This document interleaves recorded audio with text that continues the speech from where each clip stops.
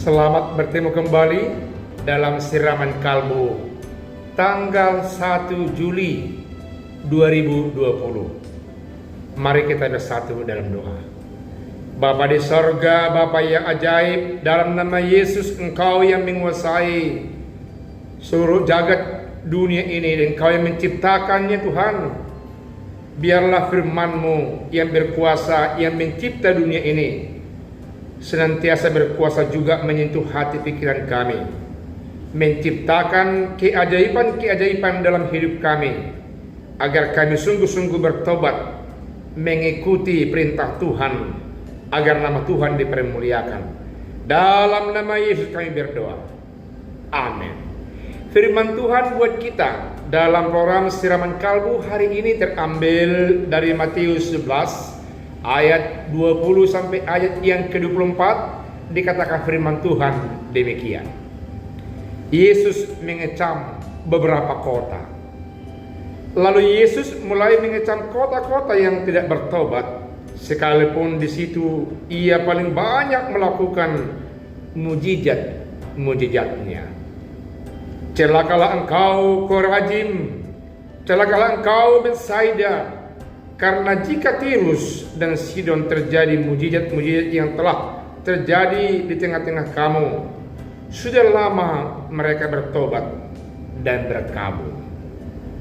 Tetapi aku berkata kepadamu, pada hari penghakiman, tanggungan Tirus dan Sidon akan lebih ringan daripada tanggunganmu. Dan engkau Kapernaum, apakah engkau akan dinaikkan sampai ke langit? Tidak, engkau akan diturunkan sampai ke dunia orang mati. Karena jika di Sodom terjadi mujizat-mujizat yang telah terjadi di tengah-tengah kamu, kota itu tentu masih berdiri sampai hari ini. Tetapi aku berkata kepadamu, pada hari penghakiman, tanggungan negeri Sodom akan lebih ringan daripada tanggunganmu.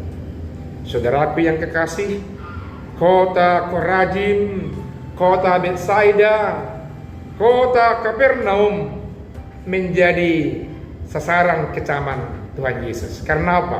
Tidak bertobat. Bicara soal kota, apakah wilayahnya? Apakah bangunannya? Apakah sistem pemerintahannya? Apakah memang orang-orang birokrat, orang-orang masyarakat yang berada di situ yang dimaksudkan yang tidak bertobat? Jawabannya iya. Tidak mungkin bangunan yang menjulang tinggi dalam satu kota tahu tentang yang jahat.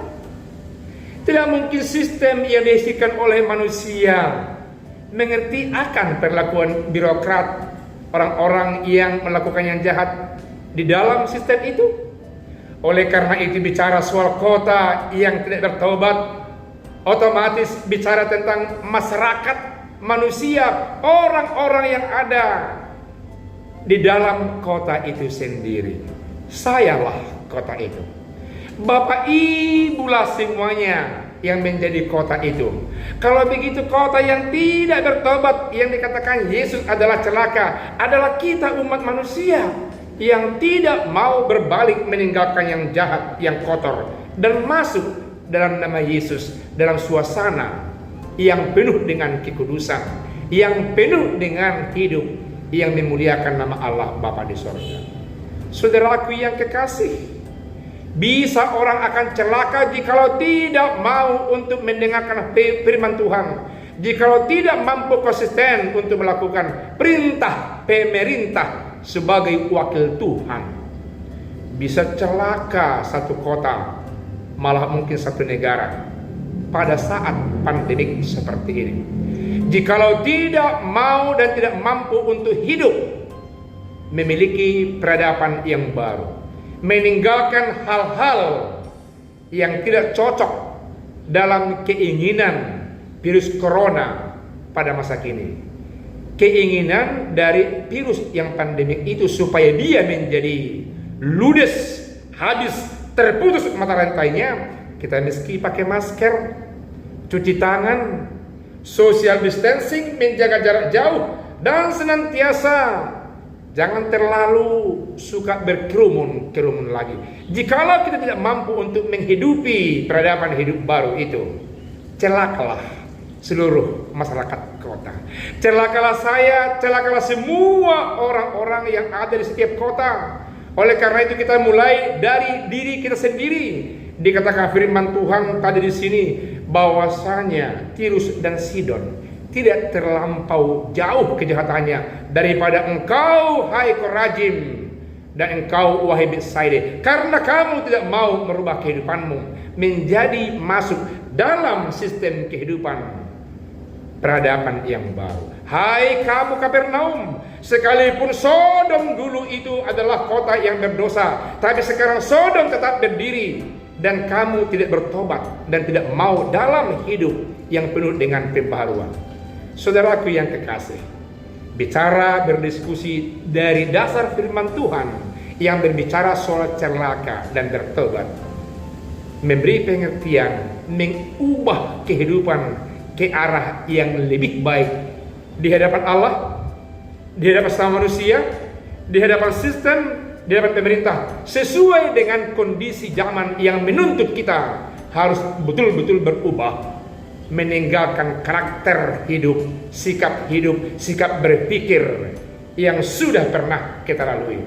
Saudara yang kekasih, biarlah kita orang yang berubah, supaya kita sehat, supaya kita damai, supaya hati kalbu kita dan pikiran kita senantiasa berada dalam keteduhan dan ketenangan. Firman Tuhan ini senantiasa menggugah Bapak Ibu memulai peradaban hidup baru sebagaimana yang dirindukan oleh firman Tuhan, dan sekaligus apa yang dirindukan oleh pemerintah kita terkait dengan pergumulan yang mendunia pada saat ini. Terima kasih atas firman Tuhan yang berkenan di hati kita. Tuhan Yesus memberkati. Mari kita berdoa.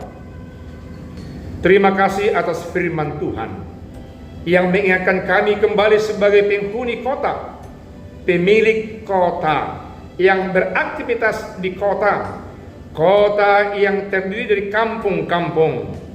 Engkau senantiasa yang membedah hati pikiran kami lewat firman-Mu, agar kami senantiasa berubah dari gaya hidup lama masuk dalam peradaban hidup yang baru, sehingga kami mampu untuk mengantisipasi dari segala yang mengancam kehidupan kami, sehingga kami mampu untuk memutus pandemik yang merebak di tengah-tengah kami.